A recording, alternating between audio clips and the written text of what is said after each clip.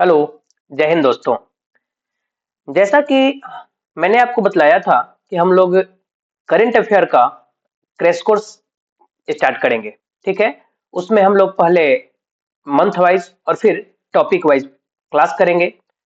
तो month wise तो अभी अक्टूबर का पहले देखेंगे, फिर नवंबर आ ही गया है तो नवंबर का भी देख लेंगे, फिर पीछे की ओर घटते हुए हम लोग जनवरी तक चलेंगे। ठीक है। और उसके अलावा अगर बात हो कि टॉपिक क्या क्या देखेंगे, तो हम लोग नेशनल न्यूज हो गया, international news, appointment, sports, day और themes, summit, exercise, important operations, science and technology, और इसके अलावा और कुछ स्टैटिक्स बचेंगे तो उसे भी हम लोग कवर करेंगे। तो इस तरह से हम लोग का टारगेट है कि मेरा टारगेट है इसमें कि आपको जो भी आने वाले एग्जाम है, जनवरी में हो, फरवरी में हो, मार्च में हो, उसके लिए ये आपका काफी कारगर साबित हो। इस व्यू से इस क्लास को हम लाए हैं कि आपको ज्यादा मेहनत ना करना पड़े, यानी स्मार्ट वर्क हम लोग को करना है। हार्ड वर्क तो सब लोग करते हैं, हम लोग को स्मार्ट वर्क करना है। ठीक है। तो इसी को मद्देनजर रखते हुए ये क्लास लाया गया है। तो आज हम अक्टूबर का पार्ट वन, यानी हर मंथ को अप्रोक्स 3 से 4 पार्ट में आपको हम कंप्लीट करवा देंगे। ठीक है। तो आज अक्टूबर का पार्ट वन क्लास स्टार्ट होगा। इसमें आपको क्रैश कोर्स में बीपीएससी एडीओ का आपका एग्जाम है, बिहार सीजीएल 4 का है, बिहार एसआई है, बीएसएससी 10+2 है, एनटीपीसी, और बिहार के ऑल एग्जाम या सेंट्रल के भी जो भी एग्जाम हो आपको, उसमें ये आपको कारगर साबित होंगे। तो इसके लिए आप चैनल को सब्सक्राइब कर लें, अगर इस चैनल पे नए हैं तो चैनल को सब्सक्राइब कर लें और बेल आइकन को दबा दें, जिससे आपको सबसे पहले इसका नोटिफिकेशन मिल सके और इस क्लास का आप आनंद उठा सके। तो चलते हैं हम लोग आज का प्रश्न संख्या 1 पर।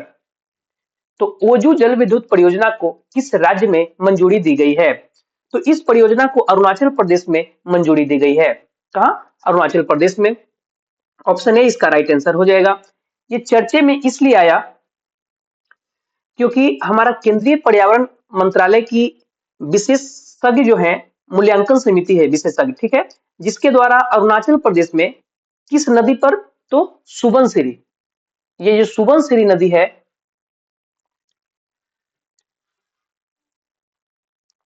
सुबनसिरी नदी पर कितने वाट का? मेगावाट का? तो 2220 मेगावाट की इस जल विद्युत परियोजना को मंजूरी मिली है। ठीक है। तो प्रश्न उठता है कि इस जल विद्युत परियोजना का नाम क्या है? तो ओजू जल विद्युत परियोजना। ठीक है। ये जो प्रोजेक्ट है चाइना के सीमा के निकट स्थित है और सुबनसिरी बेसिन में सबसे ऊपरी तथा सबसे बड़ी परियोजना ये है। ठीक है। अब रिसेंट के एग्जाम में ये देखा गया है कि आपके एग्जाम में स्टेटमेंट बेस्ड प्रश्न पूछे जाते हैं। तो सबसे पहला सवाल, परियोजना का नाम। तो परियोजना का नाम है क्या? तो ओजू जल विद्युत परियोजना, जैसा कि अभी हमने बतलाया। ठीक है। तो ओजू जल विद्युत परियोजना है क्या, इसके बारे में हम देखें तो इसकी क्षमता 2220 मेगावाट। परियोजना का स्थल तो अपर सुबनसिरी जिला जो है अरुणाचल प्रदेश में, वहां पर कौन किस नदी पे? तो सुबनसिरी नदी पे। परियोजना का लाभ, ऊर्जा उत्पादन, उत्तर पूर्व क्षेत्र में बिजली की उपलब्धता में वृद्धि होगी, निर्माण एवं रख रखाव में स्थानीय लोगों को रोजगार के अवसर मिलेंगे, सड़क संचार एवं बुनियादी ढांचे में सुधार होगा, चीन सीमा के पास ऊर्जा सुरक्षा सुनिश्चित करना। ठीक है। यह रणनीतिक महत्व है। जैसा कि आप सभी जानते हैं कि करंट अफेयर को आसान करते हैं हम लोग कैसे? जीके से रिलेट करके और मैथ से रिलेट करके। ठीक है। तो मैथ से रिलेट करेंगे तो इंडिया का सबसे पूर्वी क्षेत्र जो है, आप देखिएगा तो ये है आपका अरुणाचल प्रदेश, सबसे पूर्वी क्षेत्र आ जाता है। तो भारत का सबसे पूर्वी राज्य अरुणाचल प्रदेश। आप अरुणाचल प्रदेश तो जानते हैं, लेकिन एक बात आपको शायद मालूम हो कि पूछ दिया जाए अगर आपसे कि सबसे पूर्वी गांव कौन सा है? ठीक है। तो वो है तो अरुणाचल प्रदेश में, क्योंकि राज्य अरुणाचल प्रदेश सबसे पूर्वी है। तो गांव का नाम अगर पूछा जाए तो ये हो जाएगा की बूथू, की बूथू। ठीक है। ये सबसे पूर्वी गांव है जो कि एग्जाम में पूछा भी गया है। ठीक है। नेक्स्ट क्वेश्चन पे चले हम लोग। बिग बैश लीग जो है टीम के साथ अनुबंध करने वाले पहले भारतीय पुरुष क्रिकेटर कौन बन गए हैं? तो पूर्व भारतीय स्पिनर रविचंद्रन अश्विन जो है, ये ऑस्ट्रेलिया के T20 लीग जो कि बिग बैश लीग में शामिल होने वाले पहले भारतीय इंटरनेशनल क्रिकेटर बन गए हैं। ठीक है। दिनेश कार्तिक, ये जो है साउथ अफ्रीका के जो T20 है लीग जो है उसमें शामिल होने वाले पहले भारतीय हैं। MS धोनी, ये जो है SBI के ब्रांड एम्बेसडर। ठीक है। और सचिन तेंदुलकर, इनकी जो स्टैचू है BCCI के जो हेडक्वार्टर है, BCCI के हेडक्वार्टर वानखेड़े स्टेडियम मुंबई में, वहां पे इनकी स्टैचू स्थापित की गई है। नेक्स्ट चले हम लोग क्वेश्चन नंबर 3 पे कि किस भारतीय को संयुक्त राष्ट्र पर्यावरण कार्यक्रम और प्लेनेट ए द्वारा 2025 young champion of the earth award से सम्मानित किया गया। तो जिनाली मोदी, जिनका इमेज आप लोग देख रहे हैं, तो ये जिनाली मोदी हैं। ठीक है। इन्हें यूनेप यानी यूनाइटेड नेशंस एनवायरनमेंट प्रोग्राम और प्लेनेट ए के द्वारा यंग अर्थ चैंपियन ट्रॉफी का ये अवार्ड दिया गया है। ठीक है। उन्हें यह पुरस्कार केले के तनों को बनोफी लेदर में बदलने के लिए दिया गया है, जो चमड़े का एक टिकाऊ विकल्प है। उनकी कंपनी जो है केले के रेशे से चमड़ा बनाती है। ठीक है। जिससे पानी की खपत और कार्बन उत्सर्जन कम होता है। चमड़ा उद्योग की अगर हम बात करें, तो यदि मैं आपसे पूछूं कि भारत का पहला लेदर पार्क कहां है, भारत का पहला लेदर पार्क कहां है, तो भारत का पहला लेदर पार्क जो है कानपुर में है। कानपुर यूपी। ठीक है। यहां से आपको रिलेट करना है। अब यहां से यूनेप के बारे में हम देखें। ठीक है। तो एक और क्वेश्चन यदि आप को याद हो, ये स्टैटिक जीके से आप रिलेट कर सकते हैं कि यूनाइटेड नेशन एनवायरनमेंट प्रोग्राम जो है, ये यूनाइटेड नेशंस की एक संस्था है। ठीक है। इसका फॉर्मेशन ईयर जो है कितना है, 5 जून 1972। ठीक है। और इसका हेडक्वार्टर केन्या के नैरोबी में, और इसके जो प्रमुख हैं इंगर एंडरसन। कौन है? Inger Anderson.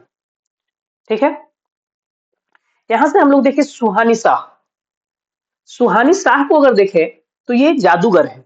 सुहानी शाह एक जादूगर है, मैजिक क्रिएटर। मैजिक क्रिएटर का अवार्ड सुहानी शाह को मिला है। ठीक है। पूनम पूर्णिमा देवी वर्मन, तो विटली गोल्ड अवार्ड से ये 2 बार सम्मानित हो चुकी है। पूर्णिमा देवी वर्मन, पूर्णिमा नहीं, पूर्णिमा देवी वर्मन। ठीक है। अशोक शुक्ला छत्तीसगढ़ के पर्यावरण कार्यकर्ता हैं और गोल्डन मैन,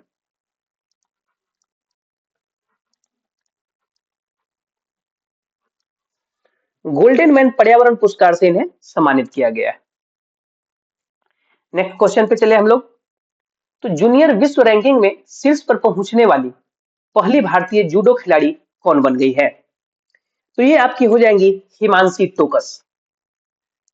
पहली बात कि हिमांशी टोकस किस से संबंधित है, तो ये जूडो से संबंधित है। किससे? जूडो से। 20 साल की छोटी उम्र में जूडोका हिमांशी टोकस ने इतिहास रच दिया और वो विश्व की नंबर 1 खिलाड़ी बनने वाली पहली भारतीय जूडोका बन गई है। किसमें? जूडो में। स्मृति मंधाना क्रिकेट से रिलेटेड है। शीतल देवी ये आर्चरी से संबंधित हो गई, और भवानी देवी ये तलवारबाजी से संबंधित हो गई। क्वेश्चन नंबर 5 पे चलें कि रेल आधारित मोबाइल लॉन्चर से मिसाइल लॉन्च करने वाला भारत जो है किस नंबर का देश बन गया है, यानी कैवां देश बन गया? तो ये चौथा देश बन गया है। इससे पहले कौन कौन है भारत से पहले? तो रूस, चीन और नॉर्थ कोरिया। यानी 1 नंबर पे रूस, दूसरे पे चीन, तीसरे पे नॉर्थ कोरिया, ठीक है, और चौथे पे आपका भारत। ठीक है। अग्नि प्राइम जो है, ये अग्नि 5 का अपग्रेडेड वर्जन आप इसे कह सकते हैं, अग्नि प्राइम को। ठीक है। यह इसके लिए ट्रेन को विशेष रूप से डिजाइन किया गया है और यह ट्रेन जो है देश के हर उस कोने तक जा सकती है जहां पे रेल लाइन बिछा हुआ है। अग्नि प्राइम मिसाइल जो है 2000 किलोमीटर तक की मारक क्षमता के लिए इसको डिजाइन किया गया है और जो एडवांस फीचर से लैस है। लिस्ट में अमेरिका का भी नाम है कि इसमें अमेरिका भी है, लेकिन उसने कभी पुष्टि नहीं किया। अमेरिका जो है कभी ये पुष्टि नहीं किया है कि हम रेल आधारित मोबाइल लॉन्चर से मिसाइल लॉन्च करने में सक्षम है। ठीक है, नेक्स्ट क्वेश्चन चले हम लोग। तो बिहार के गोकुल जलाशय और उदयपुर झील को रामसर साइट का दर्जा मिलने के बाद देश में रामसर स्थलों की संख्या कितनी हो गई है? तो देश में अब कुल रामसर स्थलों की संख्या 93 हो गई है। बिहार के जो भी एग्जाम है उसके लिए ये आप वीवीआई मार्क कर ले, वीवीआई नहीं बल्कि एमवीवीआई मार्क कर ले। ठीक है, मैं आपको बता दूं कि रामसर स्थल जो होता है वह आर्द्र भूमि की तरफ जल और स्थल के बीच का जो दलदला क्षेत्र होता है, जो कि जैव विविधता की पॉइंट ऑफ व्यू से इंपॉर्टेंट माना जाता है। इन्हें संरक्षित करना है। ठीक है, इन्हें संरक्षित किए जाने को लेकर 2 फरवरी 1971 को, कब? 2 फरवरी 1971 को ईरान में जो शहर है रामसर, यहां पर एक कन्वेंशन हुआ था जिसे आप रामसर कन्वेंशन के नाम से जानते हैं। बिहार में कितने हैं? तो 5, पहले 3 थे और अब ये 2 हो गए। एक गोकुल जलाशय जो कि बक्सर में है और उदयपुर झील जो कि पश्चिमी चंपारण में है। ठीक है, ये मिलाकर कितने हो गए? 5। आप ये पांचों का नाम याद रखें क्योंकि अभी लगातार आपका एग्जाम बिहार स्टेट का ही है। ठीक है, तो कांवड़ झील, कांवड़ ताल वेटलैंड, नागी पक्षी अभ्यारण्य, नकटी पक्षी अभ्यारण्य, गोकुल जलाशय और उदयपुर झील। वर्ल्ड वेटलैंड्स डे जो है 2 फरवरी को मनाया जाता है और इसका 2025 का जो थीम है protecting wetlands for our common future. ठीक है, नेक्स्ट चले हम लोग।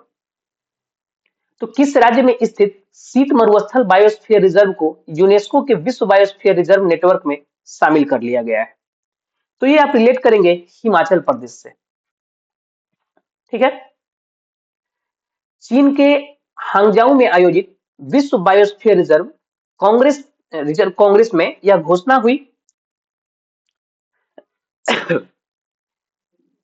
इसे वर्ष 2009 में पहली बार राष्ट्रीय बायोस्फीयर रिजर्व घोषित किया गया और अब यह शीत मरुस्थल वैश्विक नेटवर्क में भारत का 13वां स्थल है। ठीक है, यहां से इंपॉर्टेंट मार्क करें आप कि यूनेस्को जो है, यूनेस्को यानी United Nations Educational Scientific and Cultural Organization जो है, इसका हेडक्वार्टर जो है पेरिस फ्रांस में है। कहां? यूनेस्को का जो हेडक्वार्टर है पेरिस फ्रांस में और इसके जो प्रमुख हैं आंद्रे अजोले। Andre Azoulay. ठीक है, इसे आप एमवीवीआई मार्क कर लें। नेक्स्ट चले। भारत का पहला कृत्रिम बुद्धिमत्ता आधारित integrated command and control centre कहां स्थापित किया गया? तो आंध्र प्रदेश के तिरुमाला में इसकी स्थापना की गई है। ठीक है, एकीकृत कमांड एंड कंट्रोल सेंटर जो है एक प्रौद्योगिकी संचालित समाधान है जो किसी शहर या क्षेत्र के विभिन्न भागों और प्रणालियों से डेटा को एक ही स्थान पर केंद्रित करता है, एकीकृत करता है। ठीक है, जिससे वास्तविक समय की निगरानी, डेटा आधारित निर्णय लेने और विभिन्न संचालन का प्रभावी प्रबंध संभव हो पाता है। ठीक है, जामनगर, ये जामनगर जो गुजरात में है, यहाँ पे रिलायंस इंडस्ट्रीज लिमिटेड द्वारा दुनिया का सबसे बड़ा डेटा सेंटर बनाने जा रहा है। ठीक है, लखनऊ को सिटी ऑफ गैस्ट्रोनॉमी में शामिल किया गया है यूनेस्को के द्वारा। किस क्षेत्र में? तो पाक कला के क्षेत्र में। ठीक है, MBBI क्वेश्चन। अभी तो आपके मन में प्रश्न जरूर आया होगा कि अगर लखनऊ दूसरा शहर है, ठीक है, यूनेस्को इसको सिटी ऑफ गैस्ट्रोनोमी में जो शामिल किया, ये सेकंड शहर है, दूसरा शहर है, तो प्रश्न आपके मन में जरूर उठना चाहिए कि तो पहला शहर कौन है। ठीक है, पहला शहर कौन है? तो पहला शहर आपको हो जाएगा कौन? हैदराबाद।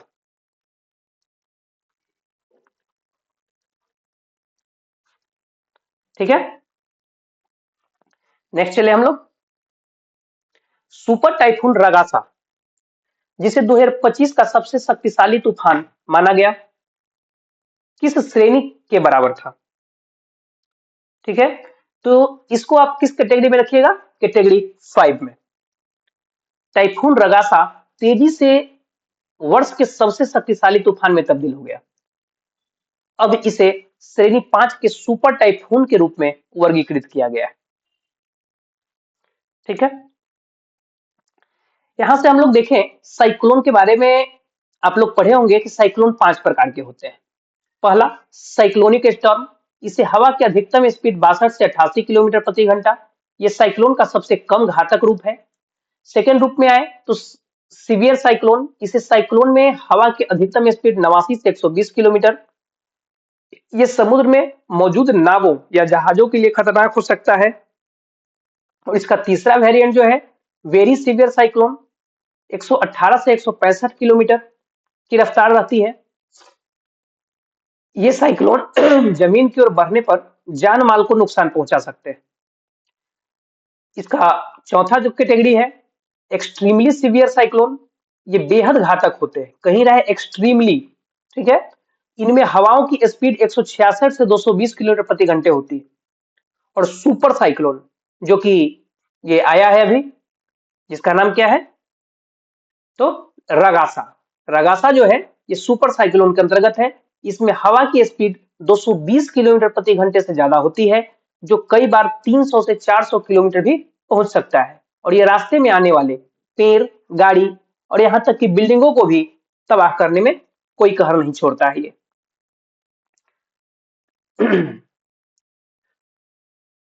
जो जापानीज मौसम विज्ञान एजेंसी है, इसने ही ये नाम दिया है रगासा।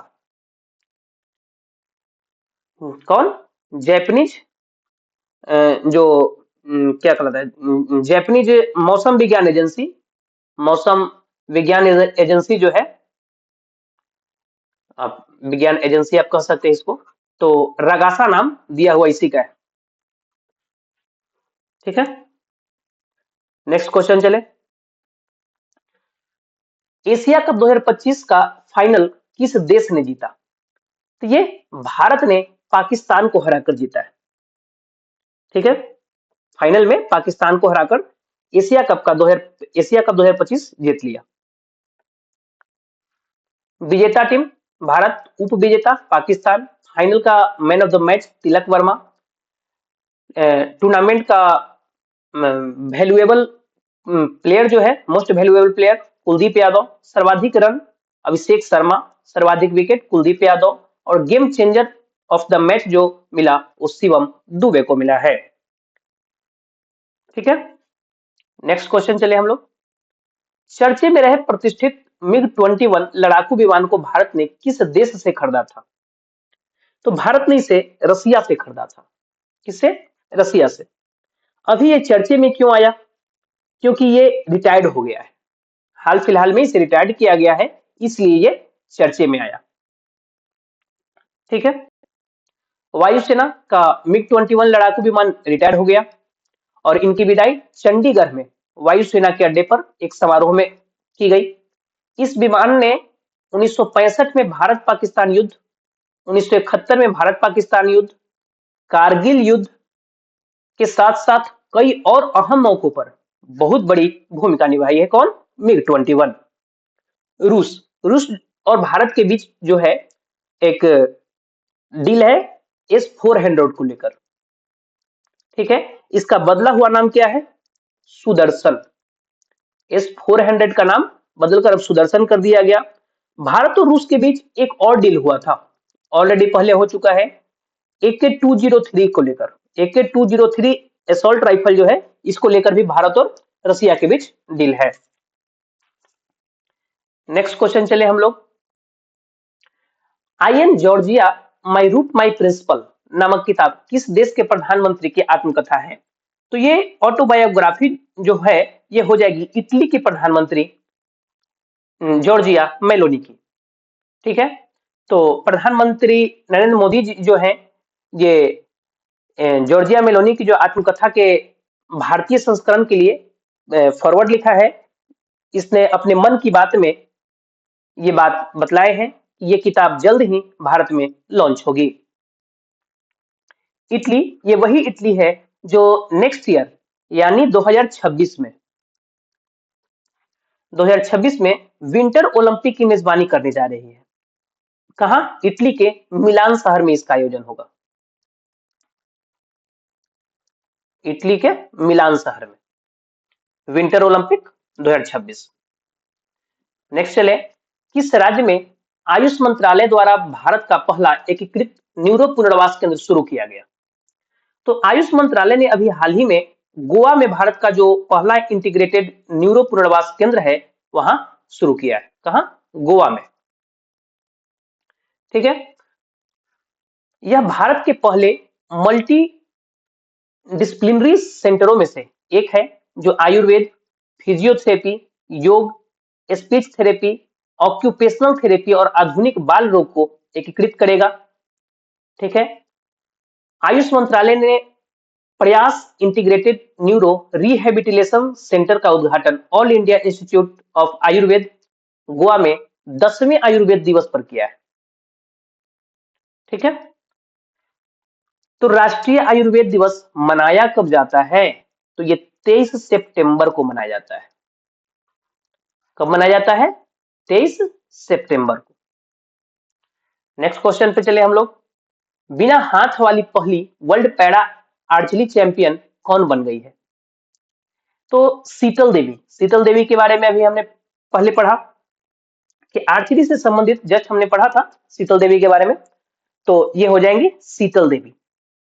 भारत की 18 वर्षीय शीतल देवी ने विश्व तीरंदाजी पैरा चैंपियन में स्वर्ण पदक जीतकर इतिहास रच दिया। वह बिना हाथ वाली पहली तीरंदाज बनी जिन्होंने यह उपलब्धि हासिल की। आयोजन कहां हुआ इसका? ग्वांगजू, साउथ कोरिया में। भवानी देवी, ये जो है आपको तलवारबाजी से।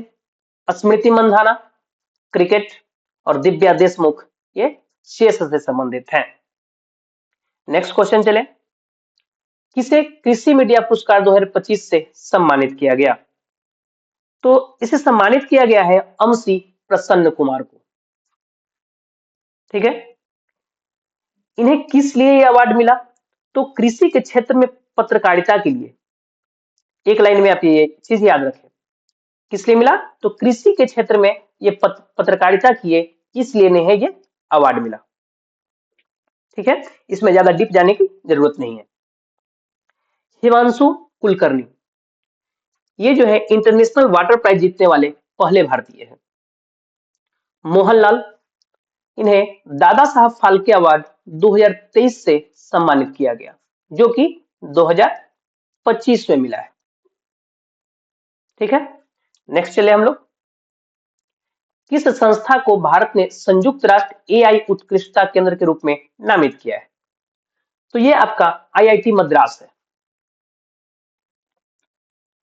भारत ने कृत्रिम बुद्धिमत्ता को के क्षेत्र में अपनी वैश्विक भूमिका को मजबूत करते हुए भारतीय प्रौद्योगिकी संस्थान मद्रास जो है यानी आईआईटी मद्रास जो है, उसको संयुक्त राष्ट्र यानी United nation centre of excellence for AI के रूप में नामित किया है। ये वही आईआईटी मद्रास है जो भारत के बाहर अपना पहला ब्रांच खोला है। ये जो मद्रास है, भारत के बाहर अपना पहला ब्रांच खोला है, यानी कि ऐसा पहला शैक्षणिक संस्थान भारत का है जो भारत के बाहर जाकर अपना कैंपस स्थापित कर चुका है। कहां? अफ्रीका के तंजानिया में। आप इसको ऐसे करें कि ये हो गया अफ्रीका। ठीक है, ये हो गया अफ्रीका के अंदर में तंजानिया। ठीक है।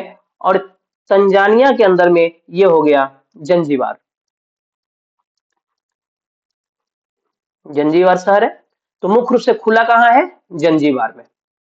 ठीक, नेक्स्ट चलते हैं हम लोग। क्लच, जायू और मेपल को 2026 में आयोजित होने वाले 23वें फीफा विश्व कप जो पुरुष का है, ये शुभंकर के लिए चुना गया। 23वां फीफा विश्व कप निम्न में से किस देश में आयोजित नहीं किया जाएगा। ठीक है, तो पूछा जा रहा है कि ये फीफा विश्व कप जो है दिए गए 4 कंट्री में से किस देश ने होस्ट नहीं करेगा, माने किस देश में ये नहीं खेला जाएगा। तो मैप में देखेंगे कि नॉर्थ अमेरिका का जो ये है, जैसे आप मैप तो यहाँ ऐड नहीं किए हैं, आप ऐसे ही देख ले। सबसे पहले ऊपर में आपका कनाडा हो जाएगा, ठीक है। उसके नीचे आपका यूएसए, और उसके नीचे आपका हो जाएगा मैक्सिको। ठीक है, इधर आप यहाँ पे ले लीजिए, आपका हो जाएगा अलास्का।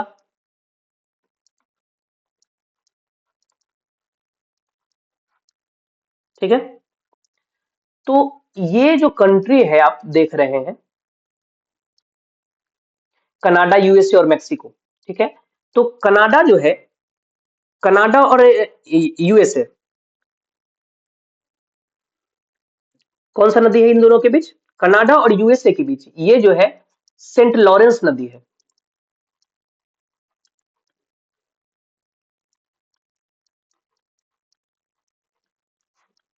ठीक है, और यूएसए और मैक्सिको के बीच रियो ग्रांडे रिवर।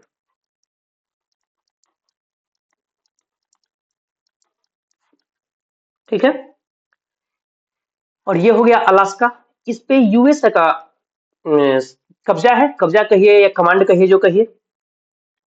ठीक है, यही 3 कंट्री जो है, ये नॉर्थ अमेरिका का, ये 3 कंट्री जो है आपको, कनाडा, यूएसए और मैक्सिको, यही तीनों कंट्री मिलकर नेक्स्ट ईयर 2026 का जो 23वां फीफा विश्व कप है पुरुष का, ये होस्ट करेगा। ठीक है, तो आप इसको मैप के थ्रू अगर याद रखिएगा तो आसानी से आपको याद हो जाएगा। ऊपर में कनाडा, बीच में यूएसए और नीचे मैक्सिको। ठीक है, तो आपका प्रश्न यही था कि कौन करेगा, तो ये करेगा, ये करेगा, ये करेगा। नहीं कौन करेगा, तो ये नहीं करेगा, यानी ब्राजील इसको होस्ट नहीं करने जा रहा है। यानी ब्राजील इसको होस्ट नहीं कर रहा है, तो ब्राजील जो है 2027 का, इसको भी ऐसे क्यों छोड़िए, ये भी रुस जाएगा बेचारा। तो 2027 में जो होने वाला महिलाओं का वुमेन्स फीफा वर्ल्ड कप जो है, ठीक है, इसकी मेजबानी ब्राजील करेगा। ठीक है, अब आप यहां से देखिए, आप क्वेश्चन में आगे क्या पढ़े, 3 शुभंकर थे, क्लच, जायू और मैपल। तो ये तीनों शुभंकर जो है किस किस देश के हैं, 3 देश आपको भी मिल गए, कनाडा, यूएसए और मैक्सिको। तो प्रश्न ये भी तो आ सकता है कि कनाडा का कौन सा, कनाडा ने फीफा वर्ल्ड कप जो 2026 का है उसका शुभंकर कौन सा है, यूएसए का कौन है, मैक्सिको का कौन है। ठीक है, तो इस तरह से आपको इसको भी याद रखना पड़ेगा। तो क्लच द बाल्ड ईगल जो है ये यूएसए का है, मेपल द मूस कनाडा का है, और जादू द जैगुआर मैक्सिको का है। तो आप जिस तरह से वहां पे कनाडा, कनाडा के नीचे यूएसए और यूएसए के नीचे मैक्सिको,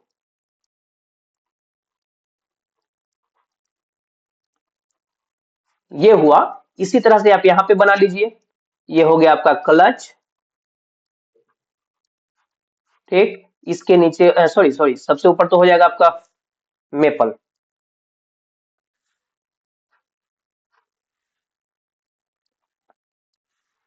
ऊपर में हो गया आपका मेपल,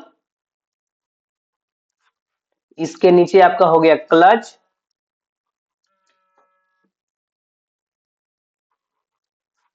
और इसके नीचे हो गया आपका जायू।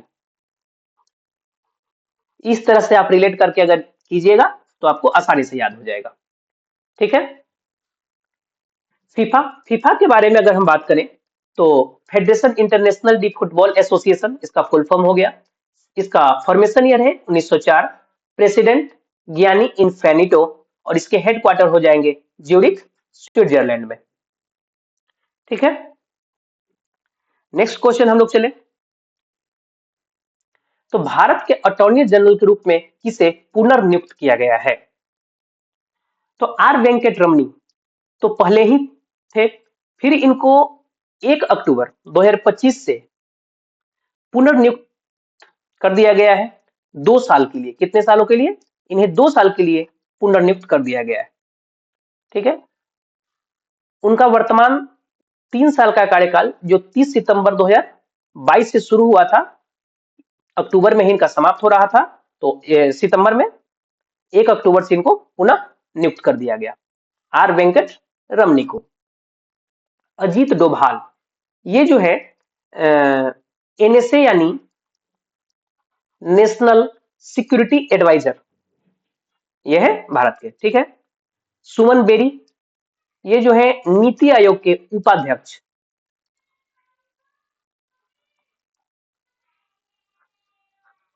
किसके? नीति आयोग के। ठीक। प्रवीण सूद जो है सीबीआई के प्रमुख हो जाएंगे।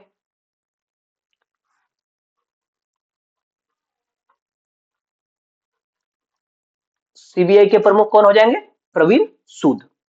ठीक है। मैंने कहा कि सुमन बेरी जो है नीति आयोग के उपाध्यक्ष हैं। पहला चीज उपाध्यक्ष, तो अध्यक्ष कौन है? तो नीति आयोग के अध्यक्ष प्रधानमंत्री होते हैं, तो प्रधानमंत्री नरेंद्र मोदी। ठीक है। अध्यक्ष हो गए, उपाध्यक्ष हो गए, तो इसके सीईओ कौन है? ये भी तो प्रश्न है। तो ये हो जाएंगे आपके बीवीआर सुब्रमण्यम।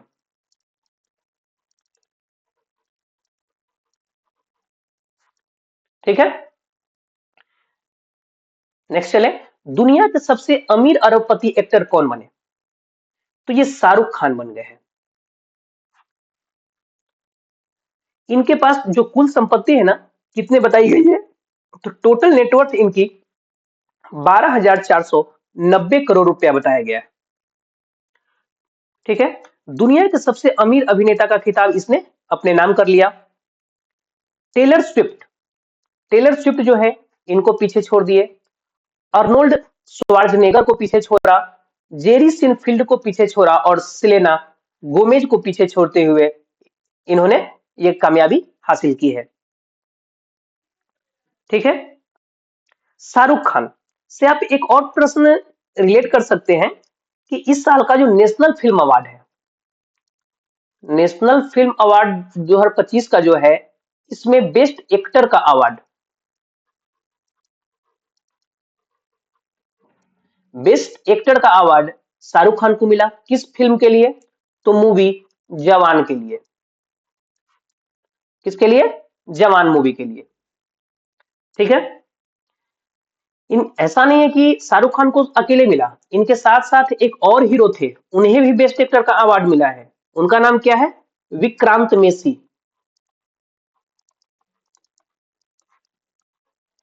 विक्रांत मेसी को भी बेस्ट एक्टर का अवार्ड मिला। उनका मूवी क्या था? तो उनका मूवी था 12th फेल। ठीक है। नेक्स्ट क्वेश्चन पे चले हम लोग। भारत में 12वां सतत पर्वतीय पर्वतीय विकास शिखर सम्मेलन कहां आयोजित किया गया? तो ये लास्ट सितंबर में आयोजित किया गया है, 26 सितंबर को, लास्ट सितंबर में। कहां पे? तो देहरादून उत्तराखंड में। ठीक है।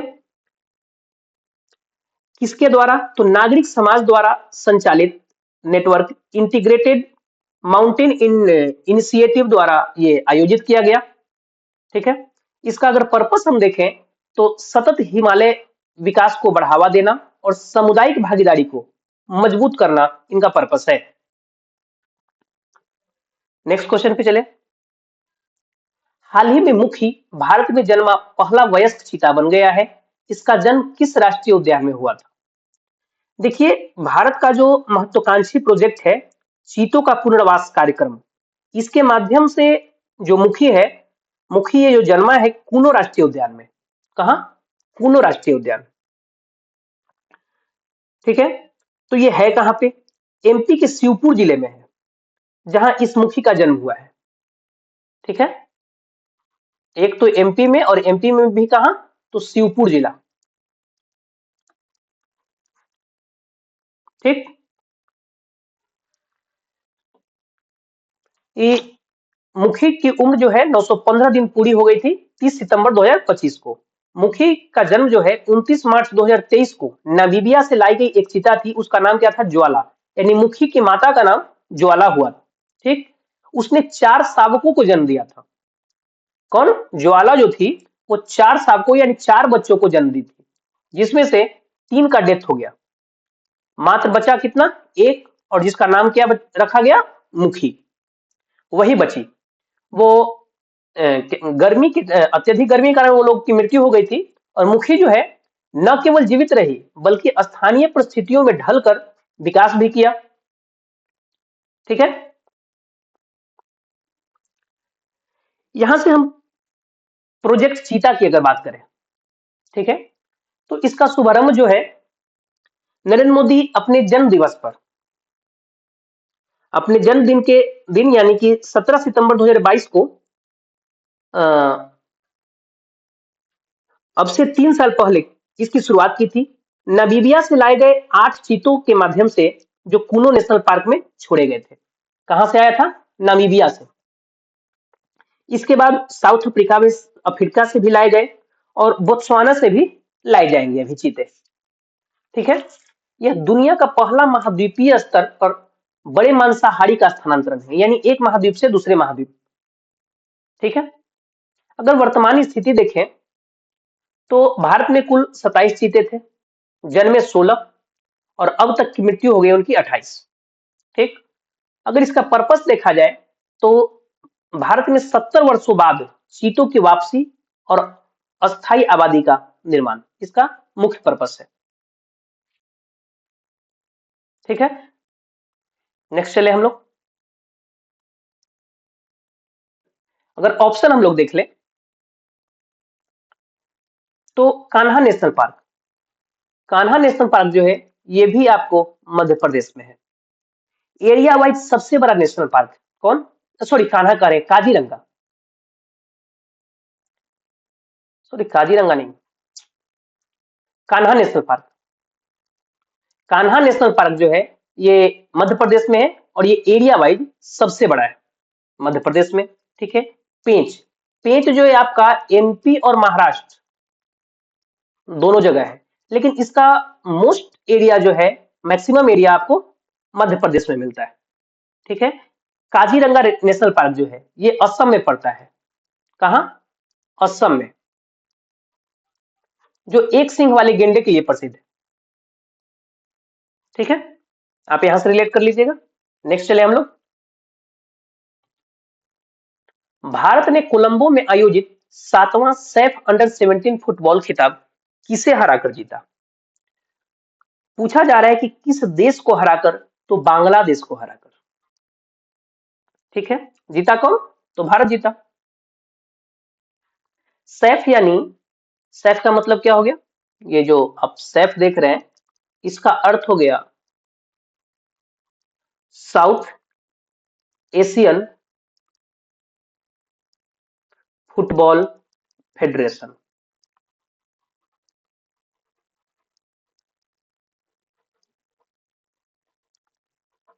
Football federation. ठीक है। फाइनल में भारत ने बांग्लादेश को पेनाल्टी शूटआउट में 4-1 से मात दी, और यह मुकाबला रेस कोर्स इंटरनेशनल स्टेडियम में खेला गया। ठीक है। कहां आयोजित हुआ था ये खेल, कोलंबो में। ठीक है। नेक्स्ट चले। शैलेश कुमार किस खेल से संबंधित हैं, जिन्होंने नई दिल्ली में विश्व पैरा एथलेटिक्स चैंपियनशिप 2025 में भारत के लिए पहला स्वर्ण पदक जीता। तो ये आपके हाई जंप से रिलेटेड है। हाई जंप यानी ऊंची कूद। नाम है इनका शैलेश कुमार। ठीक है। दिल्ली में आयोजित किया गया था पैरा एथलेटिक्स चैंपियनशिप, इसे भी सवाल बन सकते हैं। कहां आयोजित किया गया था, दिल्ली में। ठीक है। वर्ल्ड पैरा एथलेटिक्स चैंपियनशिप की मेजबानी किसने की, तो भारत ने की, और भारत में भी कहा, तो दिल्ली में। इस तरह के प्रश्न आपको आते हैं। उन्होंने जो है क्या कहलाता है, विकलांगता का जो श्रेणी है 142 श्रेणी, इसमें हाई जंप में 1.91 मीटर छलांग लगाकर यह उपलब्धि अपने नाम किया है। नेक्स्ट क्वेश्चन पे चले। अक्टूबर 2025 में आरबीआई का डिप्टी गवर्नर किसे नियुक्त किया गया? क्वेश्चन को थोड़ा हम लोग मॉडिफाई अगर करें कि अक्टूबर महीने में आरबीआई के डिप्टी गवर्नर कौन है, तो ये बन गए हैं श्रीश चंद्र मुर्मू। ठीक है, तो अब आप कंफ्यूज हो रहे होंगे कि आरबीआई के डिप्टी गवर्नर तो और भी होते हैं, तो किनको किनको हम याद रखें? ठीक है, तो देखिए, आपको सभी के नाम याद रखने होंगे, क्योंकि एग्जाम में यदि पूछ लिया जाए चार ऑप्शन देकर कि इनमें से आरबीआई के डिप्टी गवर्नर कौन नहीं है, तो वहां आप फंस सकते हैं।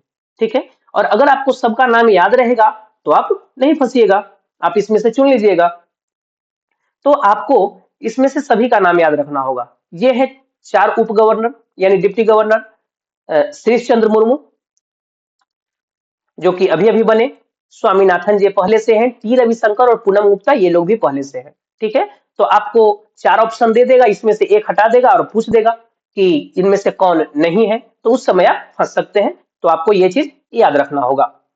आरबीआई का जो फॉर्मेशन ईयर है 1935, मुख्यालय मुंबई महाराष्ट्र, गवर्नर संजय मल्होत्रा, प्रथम गवर्नर सर ऑसबॉर्न स्मिथ और प्रथम भारतीय गवर्नर जो है वो है सीडी देशमुख या चिंतामन चिंतामन द्वारकानाथ देशमुख, आप जो कह सकते हैं। ठीक है, आरबीआई जो है 75 करोड़ रुपए से अधिक के लिए सभी भुगतानों के लिए ई कुबेर प्लेटफॉर्म को अनिवार्य कर दिया है। ठीक है, नेक्स्ट क्वेश्चन चले हम लोग। किस राज्य के बथुकम्मा महोत्सव ने दो नए गिनीज वर्ल्ड रिकॉर्ड दर्ज किए? तो बथुकम्मा फेस्टिवल बताया था आपको कि ये कहां से रिलेट है, तो ये तेलंगाना से है। ये फूलों का त्योहार है, इसने गिनीज वर्ल्ड रिकॉर्ड में अपना नाम दर्ज किया है। नागालैंड से आप रिलेट कीजिएगा, हॉर्नबिल महोत्सव। तमिलनाडु से आप ले सकते हैं जल्लीकट्टू यानी बैल दौड़ प्रतियोगिता, यहां से आप रिलेट करिएगा। केरल से आप रिलेट कर सकते हैं ओनम। ठीक है, इसके अलावा आप पोंगल जो कि तमिलनाडु से, उसके बाद आप हरेली छेड़छाड़ा, हरेली छेड़छाड़ा,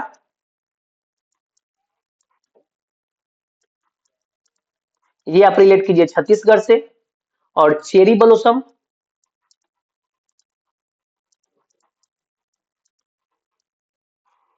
ये आप रिलेट कीजिए शिलोंग से।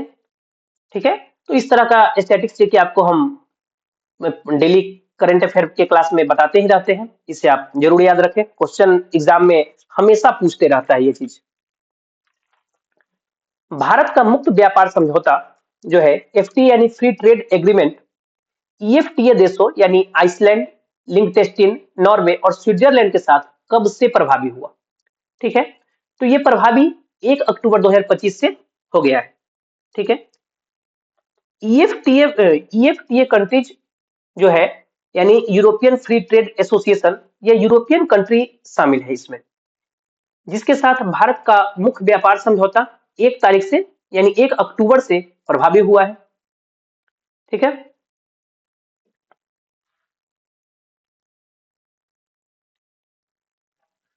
केंद्रीय मंत्री ने कहा कि विकसित देश भारत के साथ एफटीए यानी फ्री ट्रेड एग्रीमेंट करने के इच्छुक है, और भारत पहले ही यूएई, ऑस्ट्रेलिया और ब्रिटेन के साथ ऐसे समझौते कर चुका है। भारत के विदेशी मुद्रा भंडार जो है 700 अरब अमेरिकी डॉलर तक पहुंच गए हैं। ठीक है, नेक्स्ट चले हम लोग। नेपाल के बाद हिंद महासागर के किस द्वीपीय देश में जेनजी के जबरदस्त प्रदर्शन के बाद वहां के राष्ट्रपति ने सरकार को भंग कर दिया? तो ये पूरी जो घटना है मेडागास्कर की है। कहां की? मेडागास्कर की। सबसे पहले लोकेशन मैप में देख लीजिए कि ये मेडागास्कर है कहां, तो ये है आपका मेडागास्कर।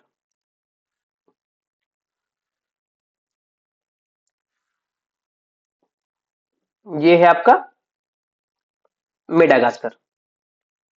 ठीक है, अफ्रीका के मैप के बगल में मेडागास्कर है।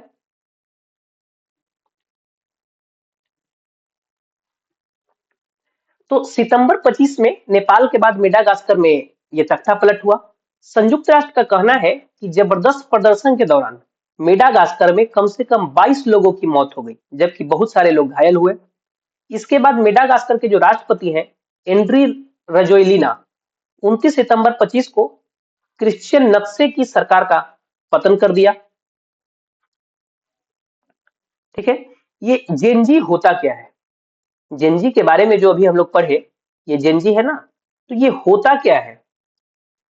तो जेनजी जो है, जो लोग 1997 से 2012 के बीच में, 1997 से 2012 के बीच में जो जन्म लिए हैं, ठीक है, वो लोग जेनजी हैं। ठीक है, और इसके पहले जो जन्मे वो मिलेनियल।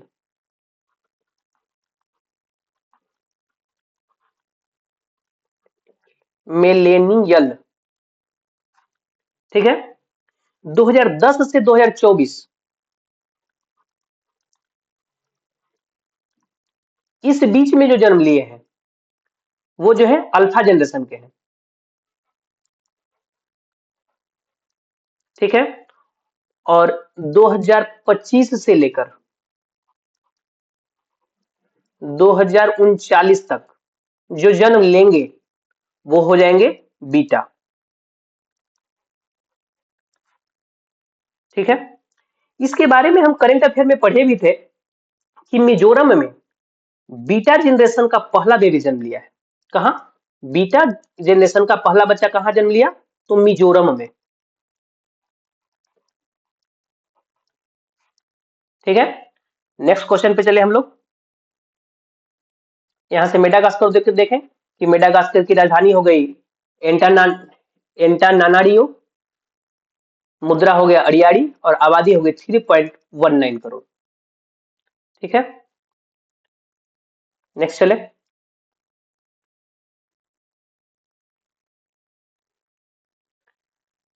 इस क्वेश्चन को आप MVVI मार्क कर ले। ठीक है, केंद्र सरकार ने भारत भूटान की पहली रेल संपर्क परियोजना को मंजूरी दी। इसके तहत भूटान के किन दो प्रमुख शहरों को रेल लाइन से जोड़ा गया? तो ये हो जाएंगे गेलेपू और साम्से। पूछा क्या जा रहा है कि भूटान के गेलेपू और साम्से ये भारत से कनेक्ट होने जा रहे हैं।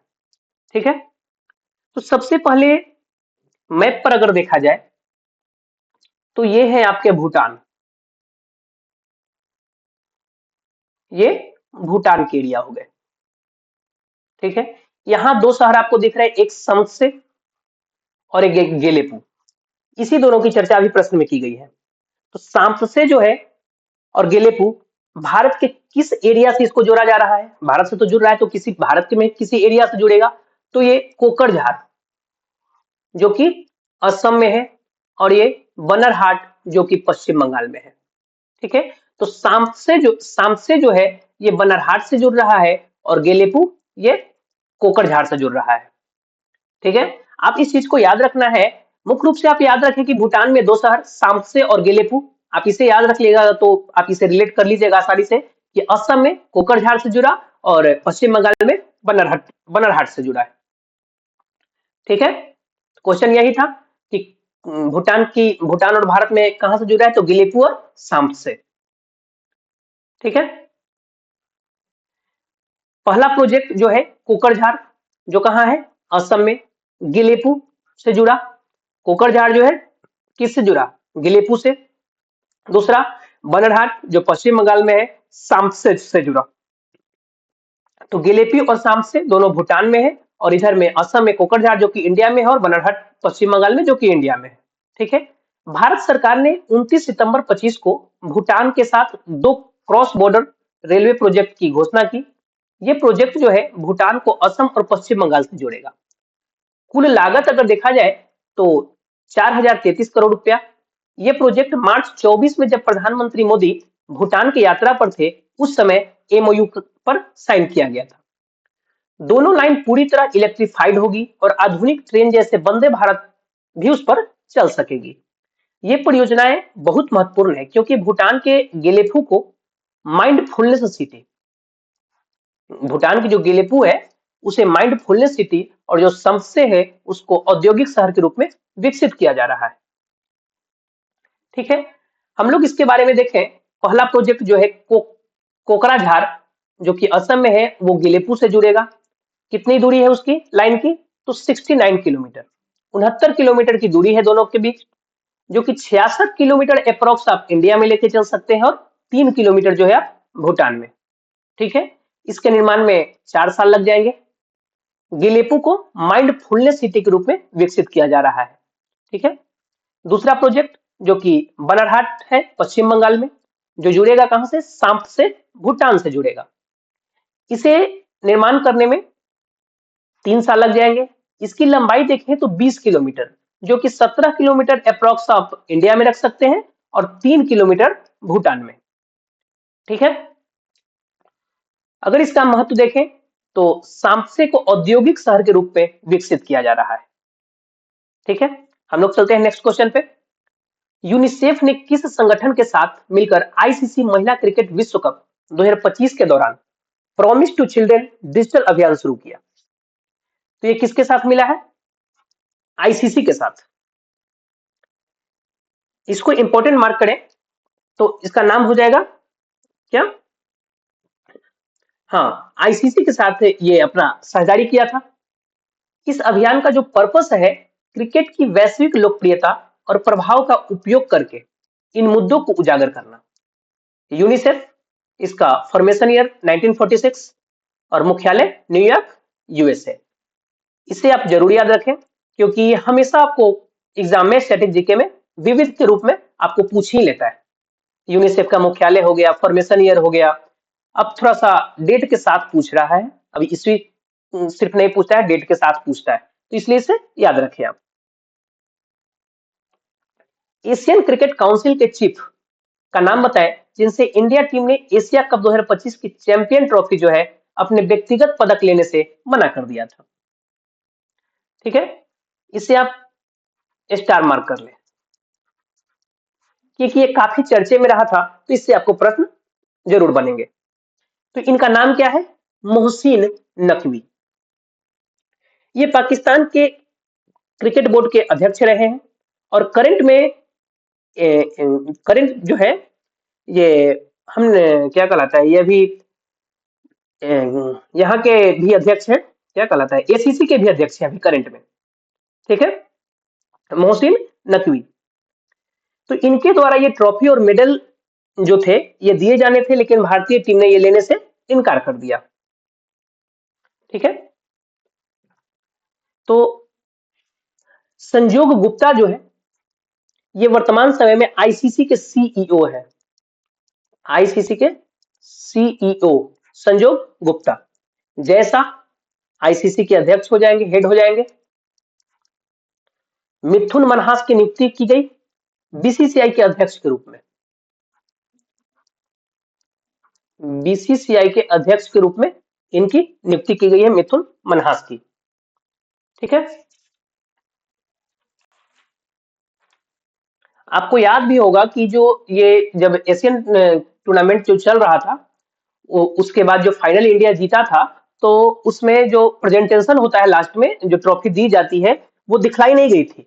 बहुत देर बाद आप देखे होंगे कि टीम इंडिया जो था बिना ट्रॉफी का अपना जश्न मना रहा था, क्योंकि ये दिन ये छोड़ने को ट्रॉफी तैयार नहीं थे और इंडिया टीम इनसे लेने को तैयार नहीं थी। और अंततः ये हुआ कि ये इंसान उस ट्रॉफी को लेकर अपने रूम में चला गया, जो होटल था वहां लेके चला गया। ठीक है, इस इंसान का सोच क्या है आप देख सकते हैं। नेक्स्ट क्वेश्चन चले हम लोग, यहां से हम लोग देखें एशियन क्रिकेट काउंसिल के बारे में। तो इसका फॉर्मेशन ईयर 1983, हेडक्वार्टर दुबई। इसके प्रेसिडेंट मोहसिन नकवी और वाइस प्रेसिडेंट पंकज किमजी। ठीक है, विजेता टीम इंडिया हो गया, उप विजेता पाकिस्तान। फाइनल का man of the match Tilak Varma. Tournament का मोस्ट वैल्यूएबल प्लेयर जो है कुलदीप यादव। सर्वाधिक रन बनाने वाले बल्लेबाज अभिषेक शर्मा। विकेट सर्वाधिक लिए कुलदीप यादव। Game changer Shivam Dube. और इसमें 8 टीम ने भाग लिया था। ठीक है, एशिया कप में 8 टीम भाग लिए थे। नेक्स्ट क्वेश्चन पे चले हम लोग। महात्मा गांधी जी की कौन सी जयंती 2 अक्टूबर 2025 को मनाई जाएगी? तो 156वीं, कैवी 156वीं जयंती इनकी मनाई गई। जन्म 2 अक्टूबर 1869 पोरबंदर गुजरात में। पूरा नाम मोहनदास करमचंद गांधी। मृत्यु 30 जनवरी 1948 को। इन्हें राष्ट्रपिता के रूप में जाना जाता था। लेकिन एक जीके का प्रश्न आप लोग से है कि इन्हें राष्ट्रपिता किसने कहा था सर्वप्रथम? सर्वप्रथम इन्हें राष्ट्रपिता किसने कहा? सर्वप्रथम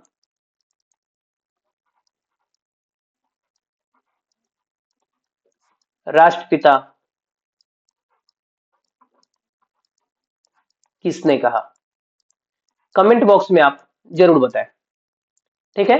राजनीति गुरु गोपाल कृष्ण गोखले और आत्मकथा इनकी हो गई माई एक्सपेरिमेंट विद ट्रुथ, यानी सत्य के प्रयोग। यहां से अगर हम लोग को जीके का फैक्ट रिलेट करें तो दक्षिण अफ्रीका में संघर्ष, यानी गांधी जी ने दक्षिण अफ्रीका में प्रजातिवाद यानी रंग भेद के खिलाफ संघर्ष किया। सत्याग्रह की शुरुआत, भारत लौटने के बाद उन्होंने सत्याग्रह यानी अहिंसक प्रतिरोध की शुरुआत की। असहयोग आंदोलन, इस आंदोलन ने गांधी जी को गांधी युग की शुरुआत को चिन्हित किया। नमक सत्याग्रह, उन्होंने दांडी मार्च के माध्यम से नमक कानून तोड़ा, जो एक प्रसिद्ध सविनय अवज्ञा आंदोलन था। भारत छोड़ो आंदोलन 1942 में भारत को आजादी दिलाने के लिए करो या मरो का नारा महात्मा गांधी ने दिया था। कुछ अन्य महत्वपूर्ण तथ्य देखें। पत्नी कस्तूरबा गांधी, आश्रम इनका था साबरमती आश्रम की स्थापना किए थे ये। समाधि, उनकी समाधि दिल्ली में यमुना नदी के किनारे राजघाट के नाम से जाना जाता है। और अहिंसा दिवस, गांधी जी के जन्म दिवस यानी 2 अक्टूबर को अंतर्राष्ट्रीय अहिंसा दिवस के रूप में मनाया जाता है। किस शहर में भारत की पहली बार सी फूड कांग्रेस 2026 का आयोजन करेगा? तो इसका हो जाएगा आंसर चेन्नई। ऑप्शन सी इसका राइट आंसर हो जाएगा। ठीक है। विश्व के सबसे बड़े आयोजन वर्ल्ड सी फूड कांग्रेस 2026 का आयोजन फरवरी में इस बार भारत में किया जाएगा। 1999 वर्ल्ड सी फूड कांग्रेस की शुरुआत हुई थी और ये हर 2 साल पर आयोजित की जाती है और भारत में पहली बार की जा रही है। कहां? चेन्नई में। चेन्नई में देश का पहला डायबिटीज बायो बैंक भी आप रिलेट कर सकते हैं। पहला डायबिटीज बायो बैंक आप चेन्नई से ही रिलेट कर सकते हैं। इसके साथ साथ आप टीवीएस का हेडक्वार्टर भी आप चेन्नई से रिलेट कर सकते हैं। ठीक है। नेक्स्ट क्वेश्चन चले हम लोग। राजीव वर्मा को हाल ही में किस राज्य या केंद्र शासित प्रदेश का मुख्य सचिव नियुक्त किया गया है? तो ये हाल ही में दिल्ली के मुख्य सचिव के रूप में नियुक्त किए गए हैं, जो कि 1992 बैच के आईएएस अधिकारी है। उन्हें जनवरी 24 में चंडीगढ़ के प्रशासक का सलाहकार नियुक्त किया गया था। अगर मुख्य सचिव की बात आई है तो बिहार के मुख्य सचिव जो है प्रत्यय अमृत बने हैं। कौन? प्रत्यय अमृत। ठीक है। दिल्ली में भी एयर पोल्यूशन को कंट्रोल करने के लिए क्लाउड सीडिंग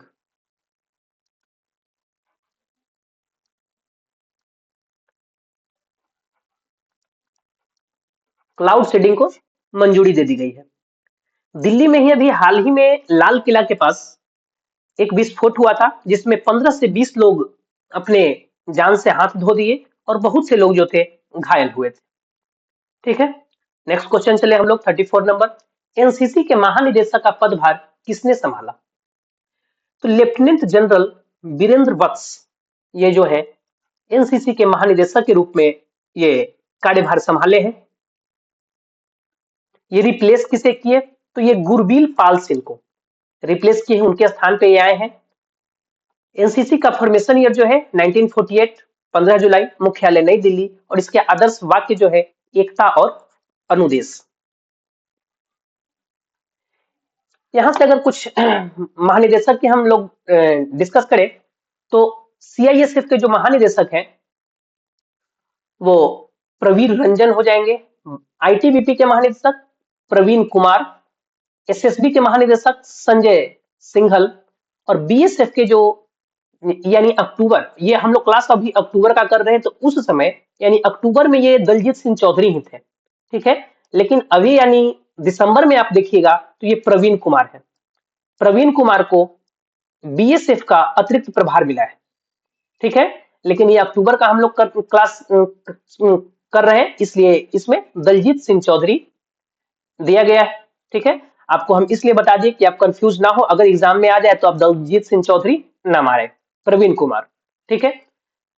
आप सीआरपीएफ के महानिदेशक जो है ज्ञानेंद्र प्रताप सिंह, आईसीजी के यानी भारतीय तटरक्षक बल के एस परमेश, एनडीआरएफ के महानिदेशक पीयूष आनंद, आरपीएफ सोनाली मिश्रा और असम राइफल के महानिदेशक विकास लखेरा हो जाएंगे, ठीक है। नेक्स्ट क्वेश्चन चले हम लोग। तो किस देश के पूर्व राष्ट्रपति जोसेफ काबिला को राजद्रोह के आरोप में मृत्यु दंड की सजा सुनाई गई? तो ये पूर्व राष्ट्रपति रहे अफ्रीकी कंट्री कांगो के, कांगो गणराज्य जो है यहाँ के ये पूर्व राष्ट्रपति रहे हैं। इन्हें युद्ध अपराध और राजद्रोह के आरोप में दोषी पाया गया और मृत्यु दंड इन्हें सुनाया गया है, लेकिन ये अभी तक गायब है, ये पकड़े नहीं गए हैं, ये गायब है। उन पर विद्रोही समूह M23 का समर्थन करने का आरोप है, जिसने देश की पूर्वी हिस्से में तबाही मचाई थी, ठीक है। कांगो देखें तो ये है आपका कांगो, ठीक है। राजधानी ब्रेजाविल, राष्ट्रपति डेनिस ससो नगुएसो प्रधानमंत्री हो गए, अनातोले केलिनेट मकोसो, और इस मुद्रा हो गई यहाँ की मध्य अफ्रीकी सीएफए फ्रैंक, ठीक। नेक्स्ट क्वेश्चन चले हम लोग। अमेरिका में 1 अक्टूबर 2025 से सरकारी शटडाउन क्यों हुआ? जिसका कारण था कांग्रेस में बजट विधेयक पास न होना, कांग्रेस में बजट विधेयक पास न होना इसका मुख्य कारण था, ठीक है। देखिए कांग्रेस है क्या, तो कांग्रेस जो है जिस तरह से भारत में संसद है उस तरह से यूएसए में कांग्रेस है, ठीक है। यूएसए में जो है हाउस ऑफ रिप्रेजेंटेटिव और भारत में लोकसभा, यूएसए में सीनेट और भारत में राज्यसभा, ये है उच्च सदन, ये है उच्च सदन, सॉरी निम्न सदन।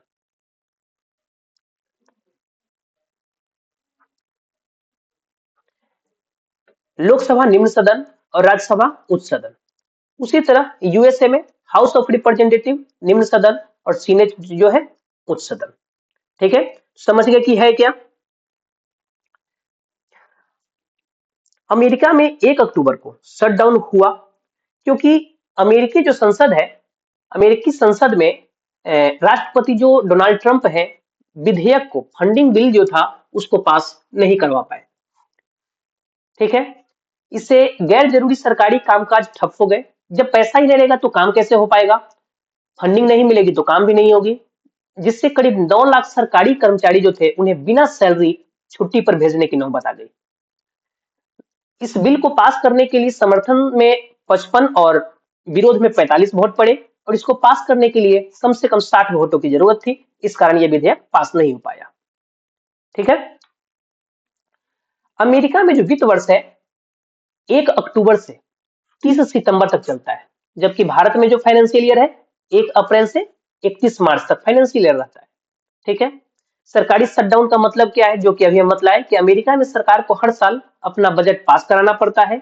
अगर संसद बजट सहमत नहीं होती है बजट से तो फंडिंग बिल पास नहीं होता है और सरकार को मिलने वाला पैसा रुक जाता है, और जब पैसा ही रुक गया तो फिर काम कैसे होगा, कोई काम हो नहीं पाता है।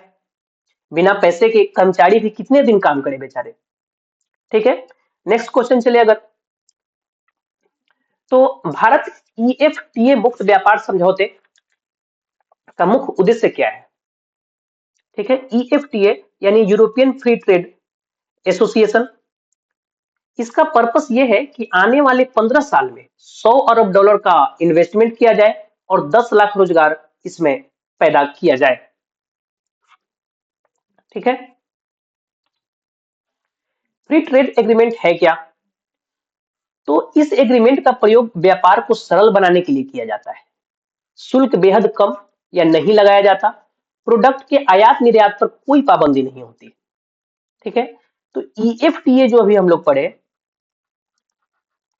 ईएफटीए यानी यूरोपियन फ्री ट्रेड एसोसिएशन, इसके अंतर्गत 4 देश आते हैं। कौन कौन? आइसलैंड, नॉर्वे, स्विट्जरलैंड और लिंक्टेनस्टाइन। ठीक है। तो इसके बारे में हम लोग देख लें। तो आइसलैंड एक नॉर्डिक द्वीप राष्ट्र है। राजधानी इसकी रेक्जाविक। प्रधानमंत्री क्रिस्टुन फ्रोस्टडोटिर। मुद्रा आइसलैंडिक क्रोन। ठीक है। आप राजधानी याद रखें मुख्य रूप से। नॉर्वे एक नॉर्डिक देश है जो पहाड़ों, ग्लेशियरों और गहरे तटीय क्षेत्रों से घिरा हुआ है। इसकी राजधानी ओस्लो। सम्राट हेराल्ड है। प्रधानमंत्री जोनास गहर स्टोर और मुद्रा नॉर्वेजियन क्रोन है। नेक्स्ट चले। स्विट्जरलैंड, यह मध्य यूरोप का एक देश है। राजधानी बर्न। राष्ट्रपति करीम केलर सटर और मुद्रा स्विस फ्रैंक।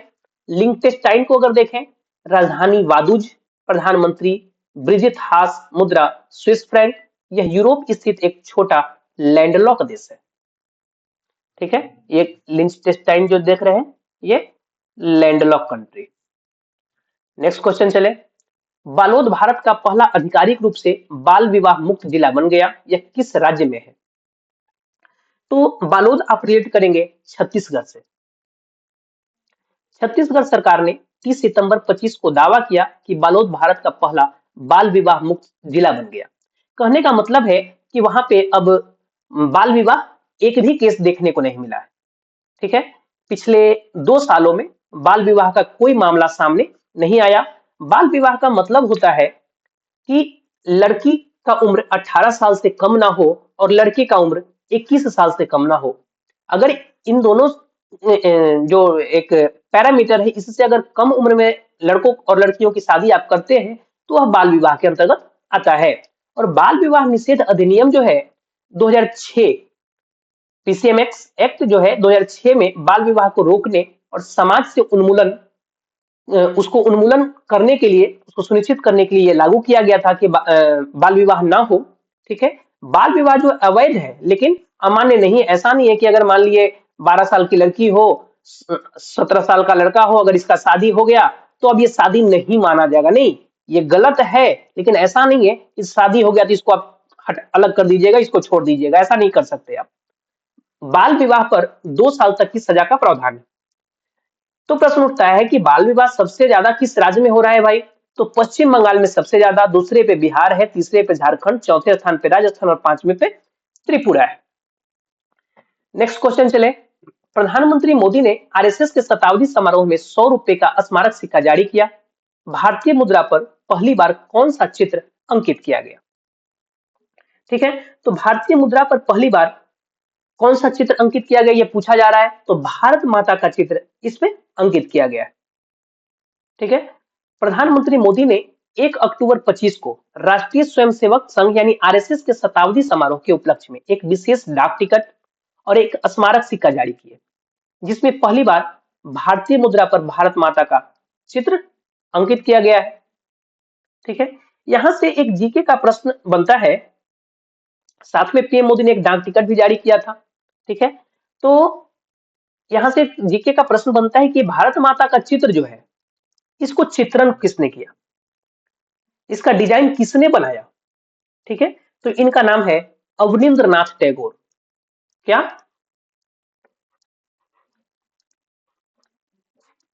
अवनींद्रनाथ टैगोर। ठीक है। इसी ने भारत माता का जो ये चित्र है इसको डिजाइन किए। कब? तो 1905 में। 1905 में इसका ये डिजाइन तैयार किए थे। नेक्स्ट चले। किस राज्य के पर्यटन विभाग को वैश्विक पर्यटन पुरस्कार 2025 प्रदान किया गया? तो इससे जो ऑप्शन है उसमें आपको आंध्र प्रदेश इसका राइट आंसर हो जाएगा। ठीक है। आंध्र प्रदेश पर्यटन विभाग को ग्लोबल टूरिज्म अवार्ड 2025 से सम्मानित किया गया, जो राज्य को भारत के सबसे उभरते पर्यटन स्थलों में से एक के रूप में प्रस्तुत कर रहा है, दिखला रहा है। उनके उत्कृष्ट प्रयासों को यह मान्यता देता है। नेक्स्ट चले, हाल ही में जारी आर्थिक स्वतंत्रता सूचकांक 2025 में भारत का स्थान क्या है? तो इसमें भारत का जो स्थान है 128 यानी 128वें स्थान पे है भारत। भारत जो है वैश्विक औसत आर्थिक स्वतंत्रता स्कोर जो है उसमें मात्र 1.1 अंक बढ़ाकर 59.7 अंक के साथ 128वें स्थान पे है। ठीक है, पहले पे है सिंगापुर, दूसरे स्थान पे है स्विट्जरलैंड और तीसरे स्थान पे है आपका आयरलैंड। ठीक है, यानी टॉप पे सिंगापुर, सेकंड पे स्विट्जरलैंड, थर्ड पे आयरलैंड। ये वही सिंगापुर है, ये जो सिंगापुर है ये वही सिंगापुर है जो हेनले पासपोर्ट इंडेक्स में, हेनले पासपोर्ट इंडेक्स में भी टॉप पर है। ठीक है, तो प्रश्न उठता है कि इसमें भारत का क्या रैंक है? ठीक है, तो इसमें भारत जो है 85 स्थान पे, 85वें स्थान पे। नेक्स्ट क्वेश्चन चले कि किस संगठन ने business line change maker of the year का पुरस्कार जीता है? तो ये अभी हाल ही में जीत लिया गया है डीआरडीओ के द्वारा। ठीक है, सितंबर 25 में डीआरडीओ को स्वदेशी रणनीतिक प्रौद्योगिकियों में योगदान के लिए business line change maker award में change maker of the year award से सम्मानित किया गया। इसके साथ ही अजीम प्रेम जी अजीम प्रेम जी फाउंडेशन जो है उसको शिक्षा और स्वास्थ्य सेवा के क्षेत्र में अपने व्यापक कार्य के लिए आइकॉनिक चेंज मेकर पुरस्कार से सम्मानित किया गया। डीआरडीओ, इसका फॉर्मेशन ईयर 1958, मुख्यालय नई दिल्ली और इसके अध्यक्ष हो जाएंगे Sameer V Kamath. Next question चले, किस केंद्रीय मंत्री ने my Bharat mobile application launch किया? तो अक्टूबर के महीने में केंद्रीय मंत्री जो मनसुख मंडाविया है, कौन? मनसुख मंडाविया, ये माई भारत मोबाइल एप्लीकेशन लॉन्च किए। यह ऐप जो है सरकार की उस तकनीक आधारित पहल का हिस्सा है जिसका उद्देश्य युवाओं को नेतृत्व, सामाजिक सहभागिता और राष्ट्र निर्माण से जोड़ता है।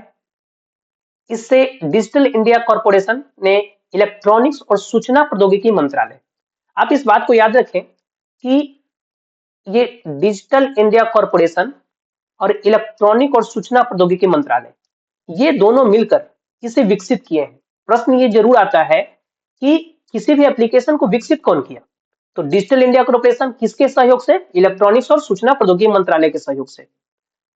डायरेक्ट क्वेश्चन पूछ देगा किस मंत्रालय ने इसको विकास किया?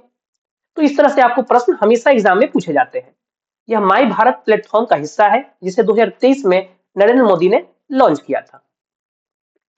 ठीक है, आप इसको सिर्फ याद रखें कि इसे लॉन्च किसने किया और इसे डेवलप किसने किया। दो ही प्रश्न इससे आपको रिलेट करके बनते हैं एग्जाम में। नेक्स्ट चले, वनडे में दूसरी सबसे ज्यादा विकेट लेने वाली भारतीय गेंदबाज कौन बनी? तो ये हो गई दीप्ति शर्मा। ठीक है, दूसरी गेंदबाज पूछा जा रहा है तो पहली कौन है? तो पहली हो जाएगी झूलन गोस्वामी, जिन्हें नादिया एक्सप्रेस के भी नाम से जाना जाता है, झूलन गोस्वामी को। दूसरी तो दीप्ति शर्मा, तीसरी हो गई नीतू डेविड, फिर नुसीन अल खातिर और पांचवी हो गई राजेश्वरी गायकवाड़। ठीक है, नेक्स्ट चले, भारत की पहली महिला हॉकी कोच कौन है जिन्हें द्रोणाचार्य पुरस्कार मिला? ठीक है, तो ये कौन हो जाएंगी? इनका नाम हो जाएगा प्रीतम सिवाच। प्रीतम सिवाच कॉमनवेल्थ गेम 2010 में भारतीय महिला हॉकी टीम के ट्रेनर थी। हॉकी में उत्कृष्ट योगदान के लिए प्रीतम सिवाच को साल 1998 में अर्जुन अवार्ड भी मिला। ठीक है, जिसके बाद 2021 में द्रोणाचार्य पुरस्कार से इनको नवाजा गया था। सविता पुनिया जो है, सविता पुनिया ये हॉकी से रिलेटेड है। हॉल ऑफ फेम में शामिल पहली भारतीय क्रिकेटर डायना एल्डूजी, डायना एल्डूजी है। ठीक है, तो ये तो पहली है। ठीक है, तो सेकंड भी होगी, जब फर्स्ट है तो सेकंड भी होगी। दूसरी इसमें नीतू डेविड, ठीक है, हॉल ऑफ फेम में शामिल होने वाली। नेक्स्ट चले हम लोग, टाटा समूह और एयरबस द्वारा किस राज्य में भारत की पहली निजी हेलीकॉप्टर असेंबली लाइन स्थापित की जाएगी? तो टाटा ग्रुप और एयरबस जो है मिलकर कर्नाटक जो है भारत की निजी हेलीकॉप्टर असेंबली लाइन स्थापित की है कर्नाटका में। ठीक है, यहाँ एयरबस का H125 हेलीकॉप्टर बनाया जाएगा, जिसकी पहली डिलीवरी अप्रॉक्स 2027 की शुरुआत में होने की उम्मीद है। अगर मुख्य पॉइंट को हम देखें, स्थान बेमागन कर्नाटक, हेलीकॉप्टर का मॉडल एयरबस H125, समय सीमा 2027 की शुरुआत में, make in India helicopter delivery होने की उम्मीद है। इसका पर्पस जो है मेक इन इंडिया पहल को बढ़ावा देना, एयरो स्पेस निर्माण में आत्मनिर्भरता हासिल करना और दक्षिण एशिया के देशों के लिए निर्यात करना। इसमें टाटा एडवांस सिस्टम लिमिटेड और एयरबस के बीच एक सहयोगात्मक ये परियोजना है। ठीक है, नेक्स्ट क्वेश्चन पे चले। दुनिया में 500 अरब डॉलर की संपत्ति वाले पहले व्यक्ति कौन बन गए हैं? ये हो जाएंगे एलन मस्क, ऑप्शन ए इसका राइट आंसर हो जाएगा। ये कब बने? अक्टूबर के महीने में। ठीक है, हालांकि देखिए जब शेयर में उतार चढ़ाव आता है तो ये डाटा आपको वेरी करता है, चेंज होते मिलता है, लेकिन अभी तक यानी जब हम ये क्लास रिकॉर्ड कर रहे हैं तब तक यानी दिसंबर तक ये अभी तक ये टॉप पे बने हुए हैं। ठीक है, एलन मस्क जो है 500 अरब डॉलर की संपत्ति वाले पहले व्यक्ति बन गए हैं। ठीक है, दुनिया में एलन मस्क जो है इनकी शेयरों में 4% की बढ़ोतरी की गई और इनके संपत्ति में 9.3 अरब डॉलर की बढ़ोतरी देखने को मिली। इस गति से अगर एलन मस्क 2033 तक चले तो 10 खरब डॉलर की संपत्ति वाले विश्व के पहले व्यक्ति बन जाएंगे। नेक्स्ट क्वेश्चन चले, किसे अंतरराष्ट्रीय पैरालंपिक समिति का अध्यक्ष नियुक्त किया गया? तो अभी हाल ही में एंड्रयू पार्सन्स जो है इन्हें अंतरराष्ट्रीय पैरालंपिक समिति के अध्यक्ष नियुक्त किया गया है, ये चुने गए हैं। देखिए ये इनका तीसरा कार्यकाल है और ये इनका अंतिम कार्यकाल है। ठीक है, ब्राजीलियाई प्रशासक जिन्होंने 2017 में पहली बार अध्यक्ष का पद संभाला था, 2025 में अपना तीसरा और अंतिम कार्यकाल पूरा करेंगे। देखिए कुछ ओलंपिक से ही हम अगर डिस्कस करेंगे तो क्रिस्टी कोवेंट्री ये जो है आईओसी, ठीक है, के अध्यक्ष, पहली महिला अध्यक्ष है। ठीक है, उसके बाद Devendra Jhajharia Indian Paralympic association के अध्यक्ष हैं, इंडियन पैरालंपिक एसोसिएशन के ये अध्यक्ष हैं। और पीटी उषा ये जो है आपकी इंडियन ओलंपिक एसोसिएशन, इसकी अध्यक्ष पीटी उषा हो जाएगी। ठीक है, नेक्स्ट चले, किस शहर में 11वां विश्व हरित अर्थव्यवस्था शिखर सम्मेलन आयोजित किया गया? तो इसका आयोजन दुबई में किया गया था। कहा? दुबई में। एडिशन इसका आप जरूर याद रखें, एग्जाम में पूछता है एडिशन। इसका एडिशन क्या है? तो 11वां इसका एडिशन था, जिसमें कि 30 से ज्यादा देशों के 3000 से अधिक प्रतिभागी जो थे इसमें भाग लिए थे। ठीक है, इस 2 दिवसीय सम्मेलन में नीति निर्माता, व्यापारिक नेता और निवेशक भाग ले रहे हैं, जिसका विषय क्या है? नवाचार के लिए प्रभावी हरित अर्थव्यवस्था के भविष्य को गति देना, इसका विषय था, थीम था। नेक्स्ट चले हम लोग, किस टाइगर रिजर्व में मानव हाथी संघर्ष की बढ़ती चुनौती का सामना करने के लिए गज रक्षक ऐप लॉन्च किया गया? तो मध्य प्रदेश के बांधवगढ़ टाइगर रिजर्व में। कहा? बांधवगढ़ टाइगर रिजर्व जो है यहाँ पे ये लॉन्च किया गया है। यदि हाथी गांव के करीब आते हैं तो वो SMS, push notification, voice call और सायरन के माध्यम से समय पर चेतावनी देता है, जिससे मानव हाथी संघर्ष को रोका जा सके। बांधव टाइगर रिजर्व जो है ये 32 पहाड़ियों से घिरा हुआ है और चरण गंगा नदी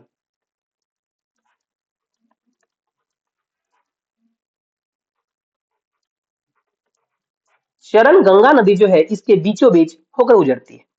काजीरंगा नेशनल पार्क ये जो है एक सींग वाले गेंडे के लिए प्रसिद्ध है। काजीरंगा नेशनल पार्क ये कहाँ है? असम में। ठीक है। कान्हा नेशनल पार्क जो है मध्य प्रदेश के एरिया वाइज सबसे बड़ा नेशनल पार्क है ये, कान्हा नेशनल पार्क। ठीक है, मध्य प्रदेश में है। और कूनो नेशनल पार्क ये जो है मध्य प्रदेश के शिवपुर जिले में स्थित है। और अभी जो हम लोग कुछ देर पहले मुखी चीता के बारे में पढ़ रहे थे उसे यहीं से रिलेट किया गया है। ठीक है, तो आज का क्लास आपका यहीं पे हम समाप्त करते हैं। फिर कल हम लोग प्रश्न संख्या 51 से हम लोग कंटिन्यू करेंगे। ठीक है, और इस तरह से आपका 2 या 3 मैक्सिमम 4 पार्ट में आपका 1 मंथ का क्लास हम कंप्लीट करवा देंगे। ठीक है, इसलिए कर रहे हैं कि अगर हम 100 क्वेश्चन या 150 क्वेश्चन एक ही क्लास में करवाएं तो वीडियो काफी लंबा हो जाएगा। ठीक है, आप देखिएगा ना देखिएगा ये भी बात आ जाती है, तो इसलिए हम छोटा छोटा वीडियो बना रहे हैं आपके लिए, आपको पढ़ने में भी आसानी होगी। Thank you. ये वीडियो आपको अच्छा लगे तो इसे लाइक करें, चैनल को सब्सक्राइब करें और इसे अधिक से अधिक शेयर करें, क्योंकि ये क्रैश कोर्स आपके साथ साथ आपके भाई बंधु के लिए भी उपयोगी हो। जो भी आपका एग्जाम आने वाला है उसमें ये काफी कारगर साबित होगा। आपका अभी क्या ग्रुप डी का भी एग्जाम चल रहा है। ठीक है, उसमें भी अगर आप इसको आगे आपका एग्जाम है उसे अगर आप इसे पढ़ कर जाइएगा तो आपको जरूर इसमें बेनिफिट मिलेगा। धन्यवाद, मिलते हैं हम लोग नेक्स्ट वीडियो में।